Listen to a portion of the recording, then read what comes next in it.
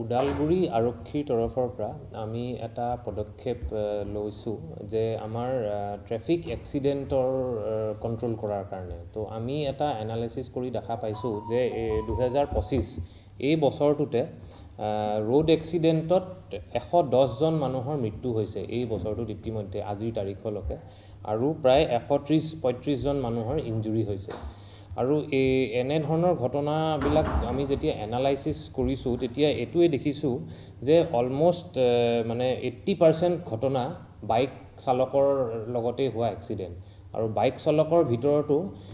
বহুতকেইটা কেছতে মানুহৰ মৃত্যু নহ'ল হয় যদি মানুহজনে হেলমেটটো পিন্ধিলে হয় তো সেইটো কাৰণে আমাৰ ওদালগুৰি আৰক্ষীৰ তৰফৰ পৰা আমি এটা বিশেষ পদক্ষেপ লৈছোঁ যে আমি অকল দুটা বস্তুৰ ওপৰতে আমি খুব বেছি ফ'কাছ কৰিম অহা কেইমাহমানত যে এটা হৈছে আমি হেলমেট নিপিন্ধা ওপৰত হেলমেট পিন্ধাটো বাধ্যতামূলক যোনে বাইকখন চলায় বা যোনে পিছফালে বহে দুইজনেই পিন্ধাটো বাধ্যতামূলক হয় আৰু কোনোবাই যদি নিপিন্ধে আমি খুব ষ্ট্ৰংলি সেইটো আমাৰ গোটেই যিমান কেইখন থানা আছে সবতে সেইটো এনফৰ্চ কৰিম আৰু সেকেন্ড কথাটো হৈছে যে কোনোবাই যদি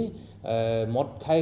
গাড়ী চলায় বা বাইক চলায় কাৰণ ড্ৰাইভিং আণ্ডাৰ ইনটক্সিকেশ্যন সেইটো এটা বহুত ডেঞ্জাৰাছ কথা কাৰণ সেইটোৰ থ্ৰুৱেদিও বহুত এক্সিডেণ্ট হয় আৰু বহুত মানুহৰ মৃত্যু হৈছে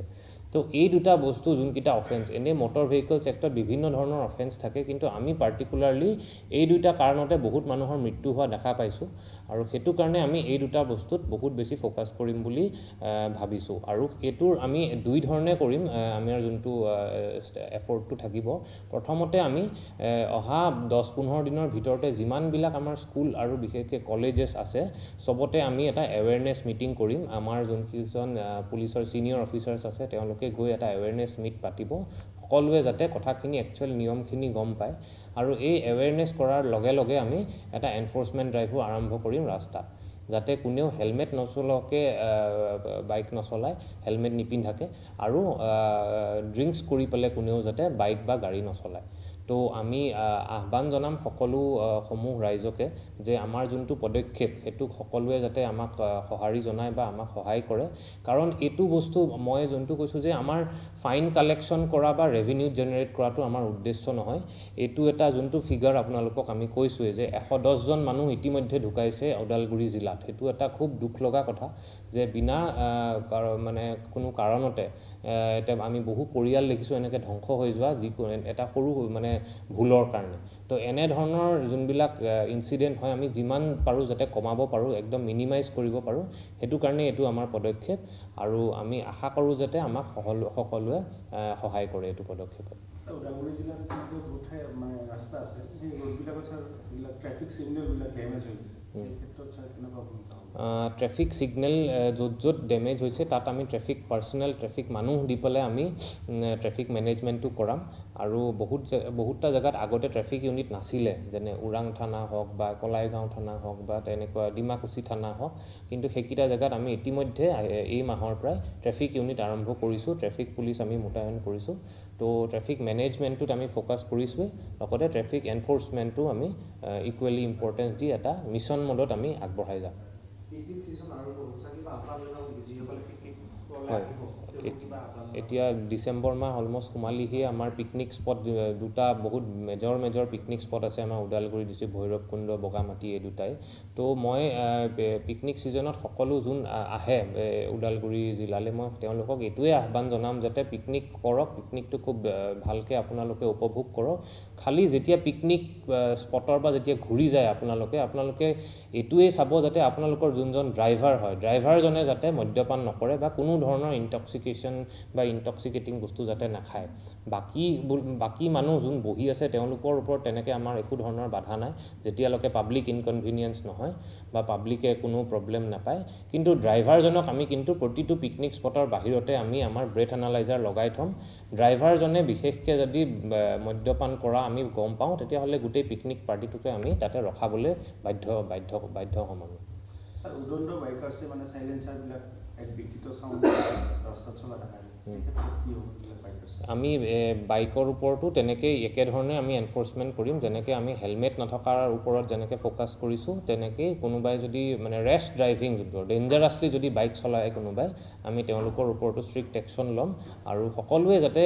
বাইকত যোন মানুহেই অহা যোৱা কৰে তেওঁলোকে যাতে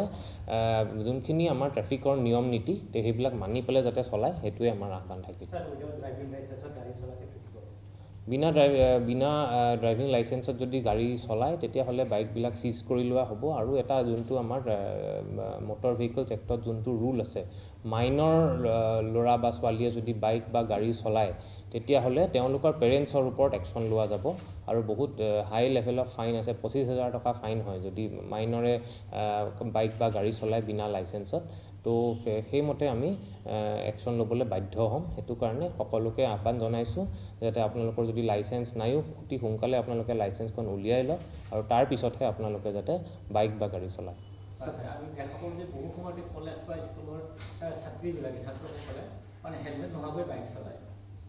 হয় সেইটো ঠিকেই কৈছে সেইটোৱে আমাৰ গোটেই যোনটো ফ'কাছ সেইটোৰ ওপৰতে মই আৰম্ভণিৰ পৰা যোনটো কৈছোঁ হেলমেট মানে বাইক বা গাড়ী চলাওক কিন্তু হেলমেটটো পিন্ধি চলাওক